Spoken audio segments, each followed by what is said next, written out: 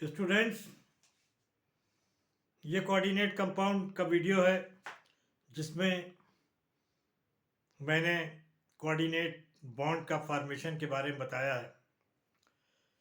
Coordinate compound में coordination compound में coordinate bond बनते हैं।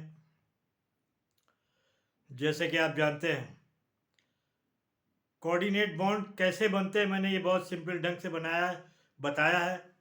आप लोग अक्सर हाइड्रोनियम आयन और अमोनियम आयन को देखते हैं।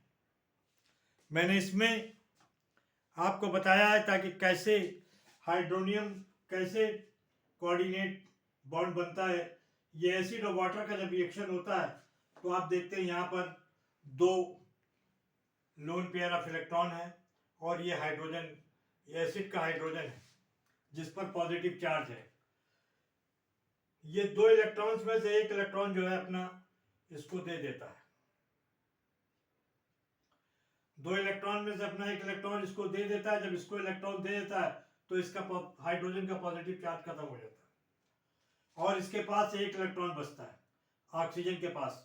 ऑक्सीजन इस एक इलेक्ट्रॉन और हाइड्रोजन के दिए हुए इलेक्ट्रॉन के साथ कोवेलेंट बॉन्ड बना लेता है और ये इस तरीके से कोऑर्डिनेट बॉन्ड बनता है।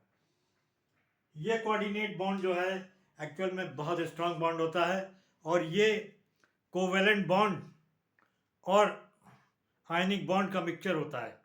कोवेलेंट बॉन्ड का मतलब ऑक्सीजन ने जो इलेक्ट्रॉन दिया था, एक तो अपना इलेक्ट्रॉन पहले दिया था और अपने ही दिए हुए इलेक्ट्रॉन के साथ वो शेयरिंग कर लेता है, तो इसलिए ये सिंगल साइड कोवेलेंट बॉन्ड होता है। सिंगल साइड कोवेलेंट बॉन्ड होता है और एक इलेक्ट्रॉन जो ट्रांसफर करता है ऑक्सीजन, एक इलेक्ट्रॉन जो ऑक्सीजन ट्रांसफर करता है वो एक्चुअल में क्या आयनिक बॉन्ड को बनाता है। तो lone pair of electron are the not part in the bonding, so they are called as a lone pair of electron. Lone pair of electron are not bonding with others. Oxygen चाहता है कि oxygen in lone pair electron से किसी के साथ bond बना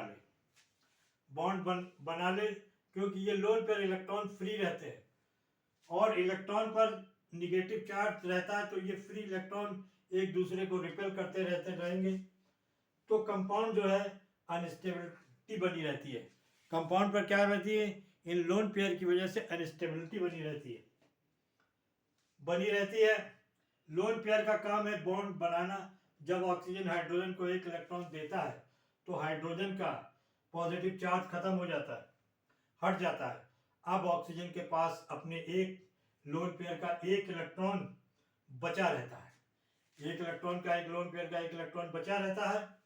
तो अब ऑक्सीजन हाइड्रोजन को दिए एक इलेक्ट्रॉन अपने एक इलेक्ट्रॉन के साथ शेयरिंग कर लेता है और कोवेलेंट बॉन्ड बना लेता है।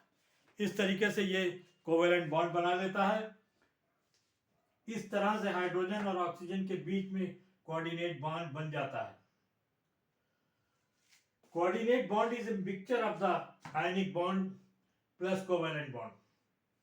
आयनिक बॉन्ड मींस ऑक्सीजन ने एक इलेक्ट्रॉन का ट्रांसफर किया है, एक इलेक्ट्रॉन का यहाँ का ट्रांसफर किया है और एक इलेक्ट्रॉन से शेयरिंग की है और कोवेलेंट बॉन्ड बनाया। ये covalent bond one sided covalent bond है। मुझे उम्मीद है कि आपको वीडियो समझ में आएगी। मैंने बहुत आसान ढंग से इस वीडियो को बनाया और लिखा है ताकि बच्चे को समझने में कोई भी प्रॉब्लम ना हो। इसी तरीके से कोऑर्डिनेट बॉन्ड हर जगह कोऑर्डिनेट बॉन्ड, चाहे कोऑर्डिनेशन कंपाउंड हो, चाहे NH4 हो और चाहे हाइड्रोनियम आयन हो। Okay, thank you.